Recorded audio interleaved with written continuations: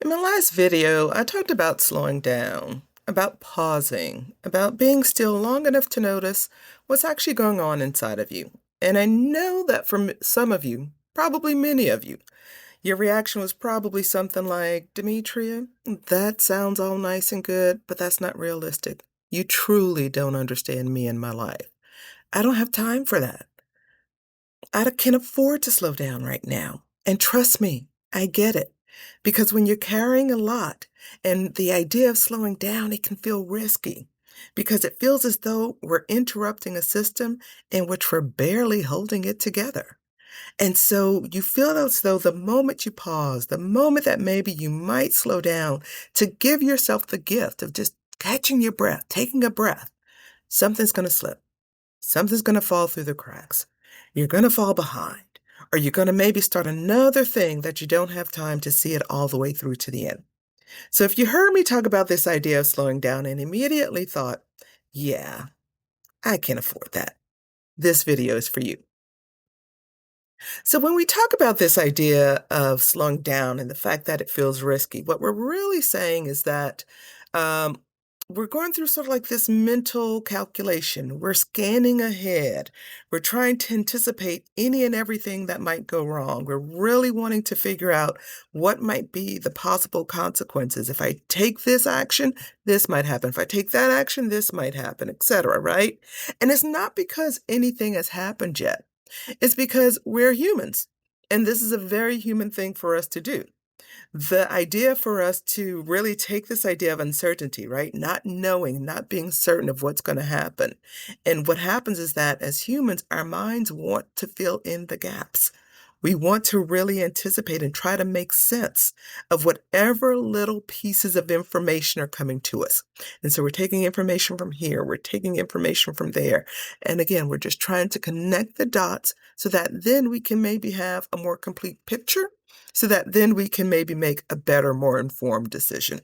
And so when you are actually kind of like, given this idea of maybe wanting to take a pause, to maybe slow down long enough to try to figure out what might be going on with you, immediately your mind is going to start asking the questions, well, if I slow down, what slips?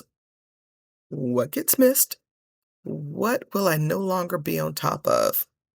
And this is oftentimes is happening very much quiet internally, right? It's not like you're going around saying these things. It's almost automatic for us to have this response to this idea of possibly slowing down. And this happens long before any real decision is even made. And so here's the part that often gets unnoticed. So again, in your mind, you're noticing something, right? Awareness is starting to come.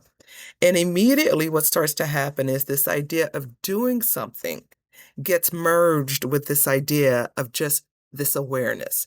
And so again, the moment that maybe you become aware that something feels off, your immediate trigger is that, oh, it feels like I got to fix something, right? So in other words, you're already on the hook for trying to do something else, to adding to this long laundry list of things that you already have on your agenda.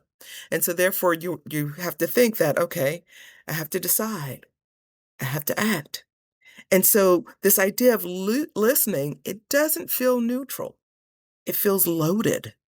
It feels like the first step in a chain of events that has to happen.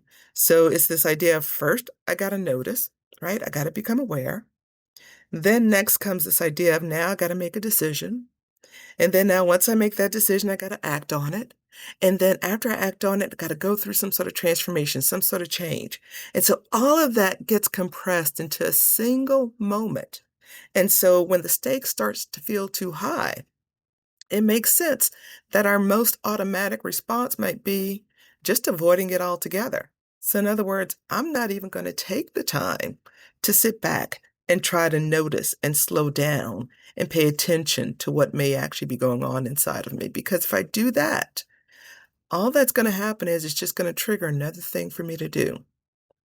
But I want you all just to recognize that this idea of just becoming more aware, of noticing, what God, universe, whatever you believe in is trying to tell you, um, it doesn't require you to do anything about it. I want you to understand that awareness is not commitment. Listening is not a decision. And slowing down, even briefly, it is not the same thing as changing your life. And so I know that these steps can feel sometimes as though we can't separate them because, again, we've been so used to treating them as just one long system of events that have to happen. So when something inside of you is asking you to pay attention, it doesn't land as information. It starts to land as obligation, right? So again, another thing for me to do. And so that is when oftentimes this idea of slowing down can start to feel dangerous for many of us because it's not about noticing is that that's the problem. It's because we assume if I notice, if I become aware, it's going to force my hand. It's going to force me to do something. And in reality, what it really is happening is that noticing this idea of awareness, it can exist all by itself on its own. It doesn't have to lead to anywhere. It doesn't have to lead to you doing anything. And I know that this is very much a pattern because I've lived it. There have been many times in my life where I've been right on the cusp of some sort of major change. And sometimes not even major change, just change in general. When you start to become, again, aware that something just isn't quite fitting anymore. And sometimes it can feel somewhat big, sometimes it's very minute. But it is one of those things where, again, for me in the past, what used to happen was that I would know that something is starting to trigger in me. And so again, I used to make those connections, in terms of, well, if I actually take the time to figure out what all this is, then now I got to try to figure something else out. And so this is why many times I've stayed on jobs a lot longer than I should have, maybe stayed in relationships a lot longer than I needed to. And sometimes it was just realizing that the space that I was in was just no longer fitting me and the life that I was trying to aspire to, right? The me that I was becoming and growing into. And it's not because this idea of s- um of me basically not necessarily caring, because it probably was that I maybe cared a little bit too much because, again, my automatic trigger was to try to protect myself by not allowing myself to give myself that space to slow down. Because, again, sometimes just this idea of listening, it felt impossible. Because in my mind, it was like, I have a life to live. I got bills to pay. I have things to do. I have responsibilities. And so, this idea of just slowing down long enough, taking that pause to maybe try to figure out what might be next on the horizon for me, whatever. All of it really just conspired into this idea of like, okay, it's just another decision I have to make, another thing that I have to do. And I don't know how many of you are familiar with this thing called decision fatigue. But for me, as a single woman who is now in her 50s, um, I have felt that whole idea of decision fatigue way too many times. I can't even count the number of times I would wish, "Can somebody else just make the decision? I'm tired. I'm tired making all the decisions of my life." And so there is beauty in that, but then there is, again, also the drain, the toll that it takes on you. And so, with all that being said, I want to just offer a reframe because I think that, for many of us, and this is something that I think I had to learn and grow into, this idea of recognizing that slowing down, it doesn't mean that it had to create more responsibility for me. It just felt that way because, again, that was the way in which I had been dealing with it for all those many years. And so it was just this idea of recognizing that, this idea of listening.